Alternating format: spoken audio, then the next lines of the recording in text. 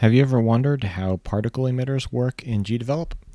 I know I did when I first started, so I wanted to create this video to help new people understand the basics of particle emitters and a little bit about their settings and how to get started with them.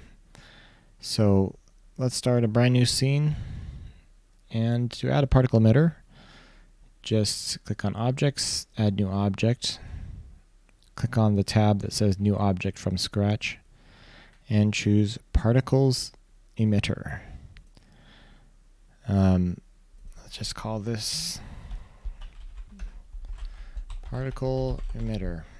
I'm going to leave all these settings default for now, just so you can see what it looks like. So if you throw this on your scene and hit Preview, this is what it looks like. So what do you notice about this? It starts right here where we placed it, and it's kind of making a 90-degree arc of particles. And they start out red, and they kind of go orangish and then yellow at the end, and they fade away to nothing. And it doesn't stop. It seems to be going on forever. And that is pretty much everything I described is configurable, but by default this is what it's going to do. And you can see actually on the screen that angle is displayed here. If you want to rotate that angle, you can just select the object and grab the rotation. And so let's say we want to shoot down, and let's preview that. So now the angle is shooting down. Alright, let's look at some other options that you can do. Okay, I'll just start at the top and work down. So particles kind, or that's basically the type. You have three options. A point.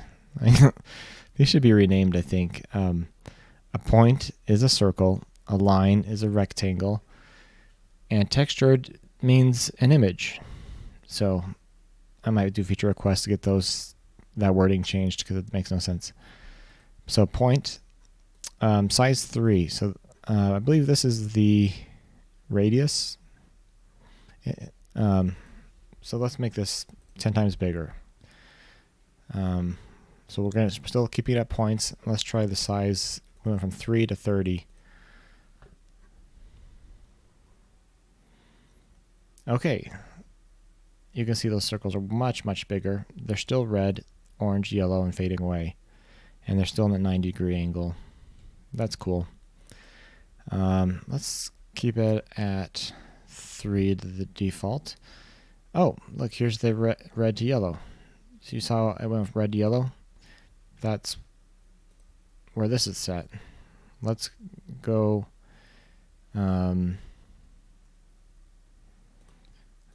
red to blue. Let's see what that looks like. Hit apply. Oh, I just noticed something I didn't know about. Look at that. The middle is red and the guides are blue. I did not know that was actually, that matched the color. That's pretty cool. Let's make those a little bigger. That's a cool effect. So yeah, the red and kind of purpley and blue. Okay, I guess this is a great point to talk about the number one thing that's not obvious, at least to me, when I first started doing particle emitters. All these settings pretty much have a start and an end, and that's how you change everything. That's how you can make these dynamic. You can pick a starting color and ending color, starting opacity, ending opacity. Opacity is how visible it is. So opacity 0 is basically invisible. So when we are seeing them fade away, that's what this is. If we just say 255 to 255, it's not going to fade at all. But do you see what's happening? They're not fading, they're just blinking away instantly. But how come some are going farther than others? And that has to do with their lifetime. So they have a variable lifetime, range of lifetimes. Let's look at some more settings. So we're going to leave the opacity at maximum so that we can see what's happening to them. Okay, additive rendering. Let's see what that looks like. Okay, so additive rendering. It's interesting that they're all white. I would have thought that they would just be white when they touch another object. So I'm not exactly sure why they're all white. We'll have to investigate that and report back. All right, let's turn off additive rendering. Okay, delete when out of particles. You know how it was going forever? That is the default. But let's come back to this one. So the maximum number of particles displayed currently is 300. That's basically the emitter will keep making new objects at a certain rate. That's what's right here, the flow. So let's create. Right now it's 45. Let's make it really, really fast. 300 particles per second. So what that looks like. Okay, there's a lot of particles being made. 300 per second. The one thing where the maximum number of particles displayed is 300. So that means after 1 second, it's going to hit the maximum, and it's going to not create any new particles until the particles finish their lifetime. All right, let's go back to 100 here. Now, what should we look at? Let's look at probably one of the most important settings, which is the lifetime. So this is why we saw some particles going farther and lasting longer than others. The default setting was half a second to 2.5 seconds. So if we just set these all to, we'll just say 1 second, the minimum lifetime and the maximum lifetime 1 second, they're all going to die at the exact same time. The reason that they're going different lengths is due to another setting in here, the force that's emitted. So let's reduce this flow again to 50. Okay, here's the minimum emitter force applied on the particles and the maximum emitter force. So that's the variable force or speed that they get, and it's a static speed. There's no way to adjust the speed of a particle once it's been created. So let's just set this to 50, 50. So they're all going to be the exact same speed.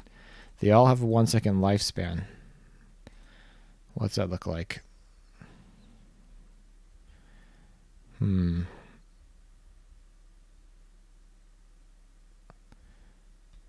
Let's make them a little, let's see. Okay, so they have no gravity.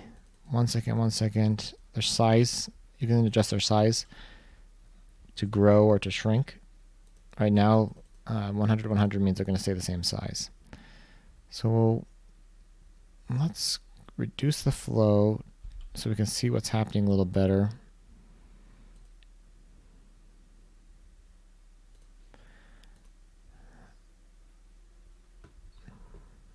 I'm going to give them a little longer life. I think that'll make it easier to see. 3 seconds. They all get 3 seconds to live.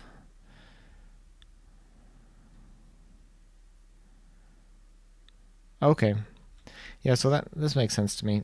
So they're coming down at the 90-degree angle. They're all moving the exact same speed. And you can see that when they hit the maximum distance, which is at 3 seconds, they all disappear. And they transition slowly from their starting color to their ending color. And you can do the fade out, so we can have them go to 0. Let's try that. The one thing when you fade out like this is the second color is not as visible because it's obviously faded out. So depending on what effect you're going for, you may not want to fade them completely. But if you don't fade them completely, then it may be obvious when they disappear. So let's try this. So see how them like blinking off? That kind of is obvious to the users when they die, and so that's why it's nice to have that fade. Oh, another trick you can do, instead of fading the opacity, you can fade the size. Let's do that. So let's just shrink them.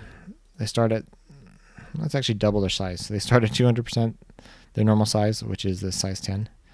So they're going to start twice as big as they should start, with a default of 100. And let's just shrink them to 0. We're keeping opacity the same. So opacity won't change. They're lasting 3 seconds, all of them. And now you can see them shrinking away. So this is kind of similar to the opacity. You can even combine it with opacity fade. I guess you could also do the opposite, like make them go from 0 to nothing. Let's try that. That'd be kind of a weird effect. Oh wow, that just doesn't make sense to my brain. They're going big to small, but invisible to visible. That's like conflicting. Let's see, what else can we do? Let's make them go small to big. So they're fading from nothing to full, and they're going from small to big. Let's see if this makes more sense. Oh wow, that's cool. Oh, that looks like they're coming at you. That's a neat effect. They do look kind of what's the word? Feathery around the edges. I wonder if that's because I'm going to 200%. Maybe that's not a good idea to go to 200%. Let's try 100% size, and we'll just double this. So should have the same effect.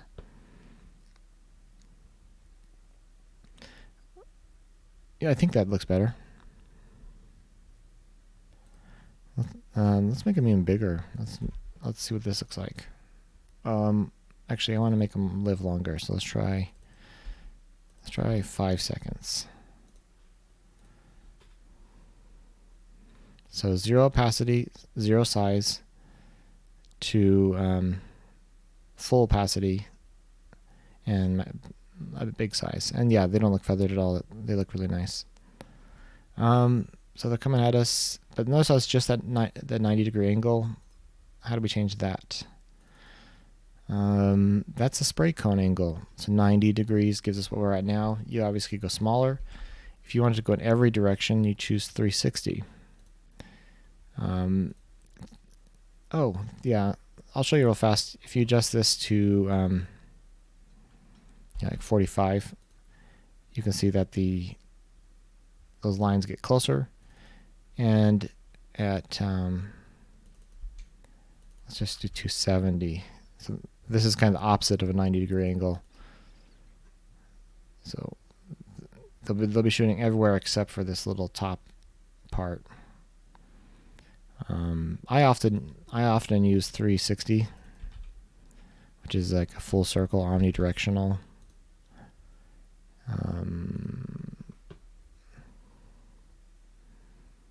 Oh, cool. See, this is what I thought additive would be. Oh no, that's just opacity. See, when they overlap, they get darker. That's just because the opacities are being additive. All right, so that's kind of a cool effect. Let's do something else. What else can we do? Oh, gravity. So there's the x and y gravity. So y is what we're used to. So let's try gravity of 10. I don't know if that's big or small. Looks like it's not doing anything. So let's do 100 or something. So y is vertical. So we're trying a gravity of 100. There we go. Now they're being pulled down. And obviously you can pull them up just by doing a negative gravity. So I changed from 100 to negative 100. So that's a, if you want them to go up, and you can pretty much choose anything you want. So up and left would be negative on the X, so X is horizontal. So they should go this direction. And so that's what gravity does. What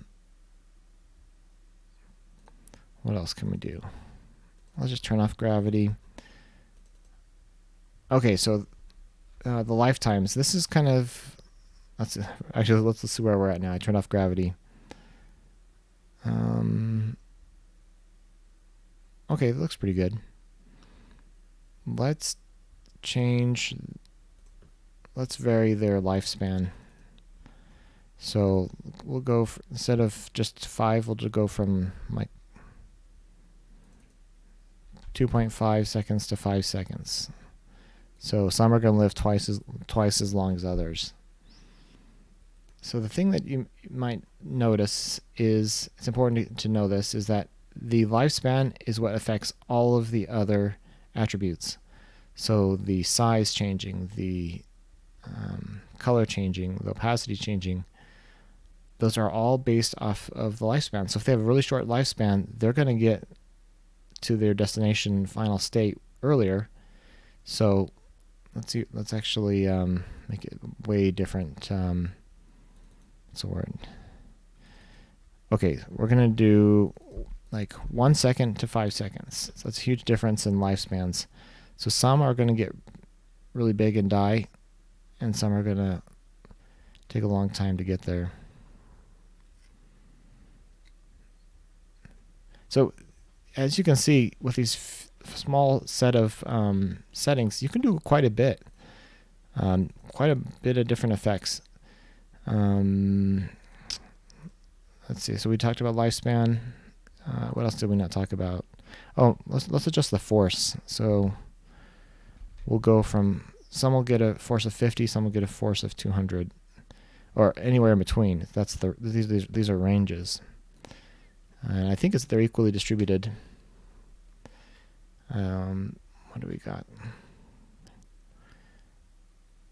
That's kind of a neat effect. Let's do some things we haven't done yet. So we've just been doing point, which I said is circle. Let's go to line. Lines are rectangles. So it put in 40 and 1 here. Let's see what that looks like. I don't know what that's going to look like. Oh. That's kind of cool. But 1 pixel thick is not very easy to see. You guys probably couldn't even see it in the video. Let's try. I changed it from 1 pixel to 40 pixels thick. Let's make it even bigger because, okay, let's make them squares. So 40 and 40.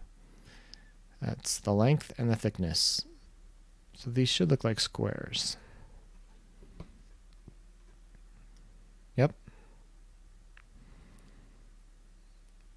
So everything's the same except for, instead of doing circles, you now have rectangles. That's pretty cool, but just depending on what you're going for. Okay, so the last type of particle is a textured particle, which I said is an image. So I found an image on the GDevelop asset store. Just looks like this. And this, you could choose any image. Pretty much any of your sprites, you could just like turn them into particles. And the tint is going to be a little interesting. If you don't know how tint works, it's additive color.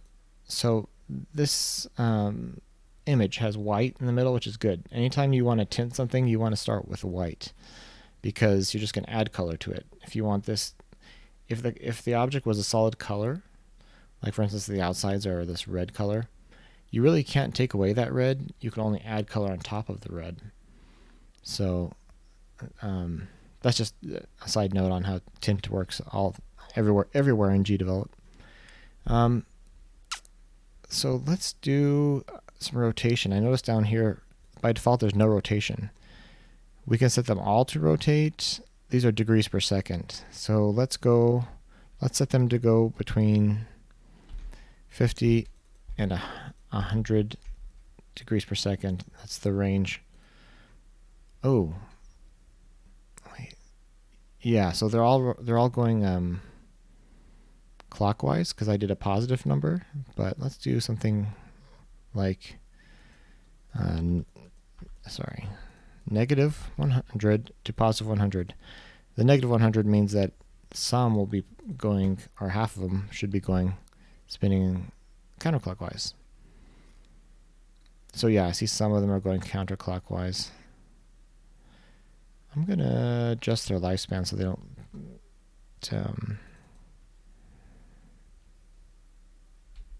we'll just do 4 seconds.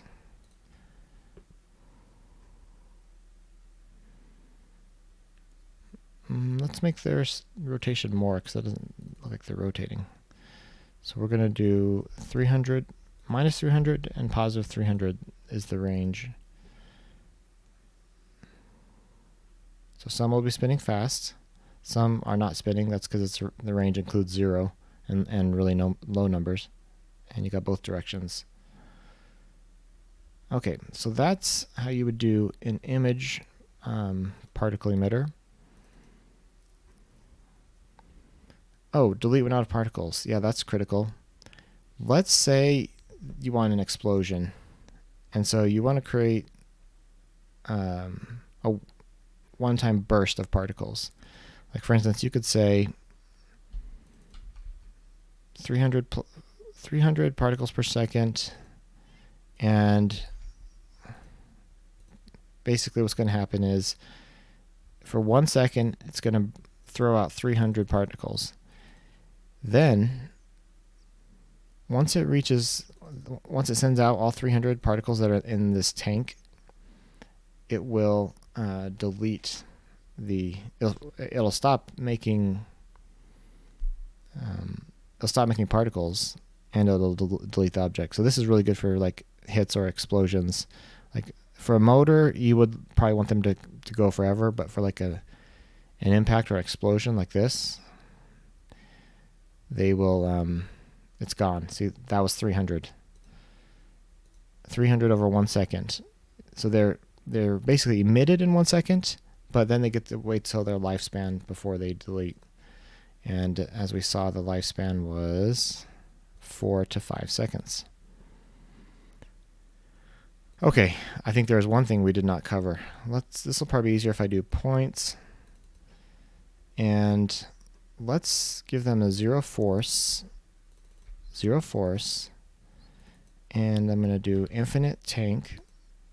300 flows per second, that's probably too much. Let's just do 100. And what I'm going to do, the radius of the emitter. So this is basically the position of the particles where they're created. So this is like 3, so they're all basically created almost exactly in the same spot in the center of the particle emitter. But let's make this bigger. Like it should be a circle of a radius of 100 pixels. Let's see what this looks like if I did it right. Oh, that's neat. Yeah, I mean, there's so many things you could do. Like, just play with these things and create really fun particle emitters. So what I did is I created that emitter radius. That means that they can start from anywhere inside that radius. It basically picks one at random. And because I took off the force, the emitter force, they're all just kind of staying where they started. They're growing, like we told them to grow. And the opacity, I believe, what are we doing on opacity? I think it's still, starting at 0 opacity and going to full opacity. All right, I think we've covered everything for particle emitters. Oh, no, there's one more thing I wanted to make sure that you guys understand. This is how you would interact with them in your game as far as collisions. So the short story is The particles themselves, you cannot do collisions on. You cannot detect where these things are and make them have actions. Like you can't delete them when they hit something or take damage. Any kind of normal condition that you would have a collision event on, the particles themselves cannot. However, the good news is you can create as many emitters as you want, and emitters do have a lot. Emitters do have. Let's make these a little bit smaller.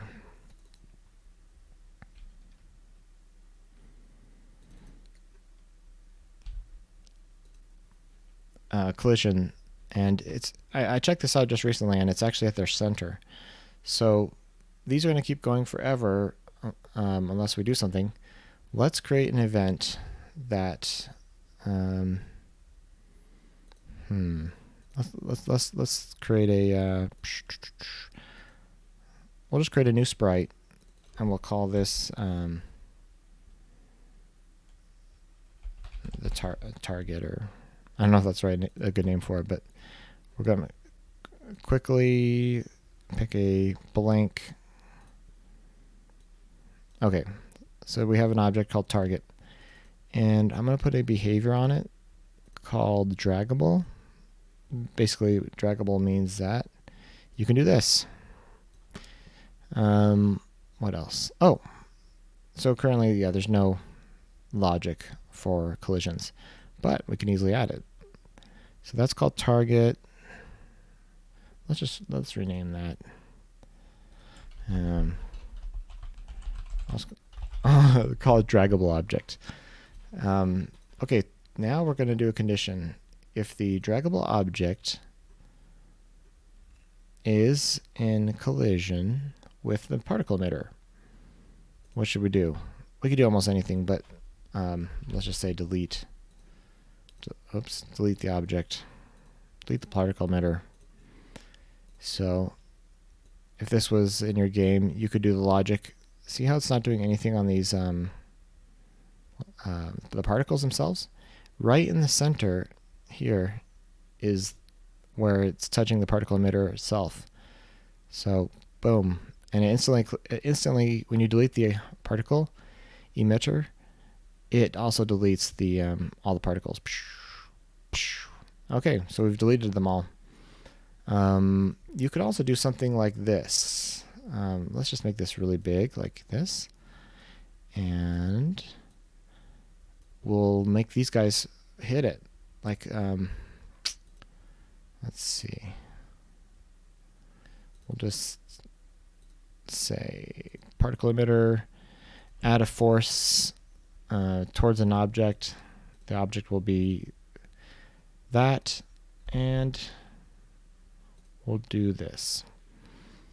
Okay, so there's no conditions. That means every single frame is going to move all particle emitters towards the draggable object, which I think is going to go towards its origin, which is the top left by default. Instant force means that this you have to. It's basically just going to move at one frame worth. So if you did trigger once, it would just move this object one step towards it.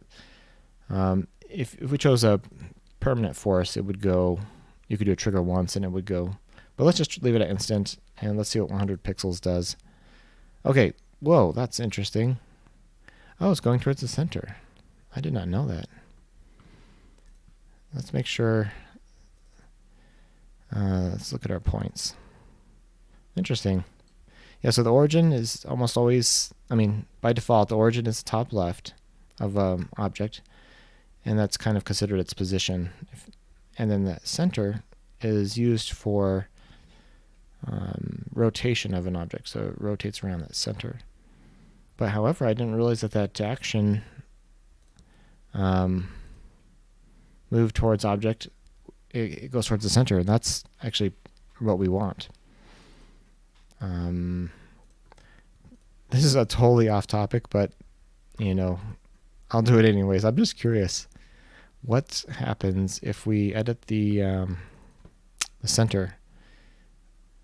because is it using this? I guess what I want to find out is it following the center point? So I moved the center point from its spot in the center to the top right. Let's see if the oh, yep, they are going towards that point.